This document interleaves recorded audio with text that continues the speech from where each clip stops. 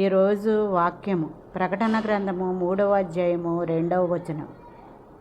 జయించువాని నా దేవుని ఆలయంలో ఒక దీపస్తంభముగా చేసేదను, అందులో నుండి వాడిక మీద ఎన్నటికీ వెలుపలికి పోడు. మరియు నా దేవుని పేరును పరలోకములో నుండి దిగివచ్చుచున్న నూతన యెరూషలేమనే పట్టణపు పేరును, క్రొత్త పేరును వాని మీద వ్రాసెదను. మనము నూతనమైన యెరూషలేము పట్టణంలో జీవించాలంటే దేవుని పేరు మన మీద వ్రాయించుకోవాలి. అలాగే నూతన యెరూషలేము పట్టణంలో నూతనముగా మనము ప్రవేశించాలి. అలాగే దేవుని క్రొత్త పేరును కూడా పొందుకోవాలి.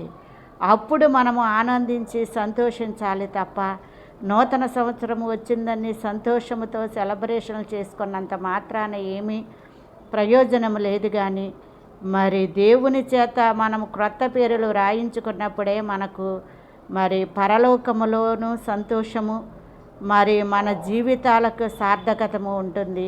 ఆమేన్.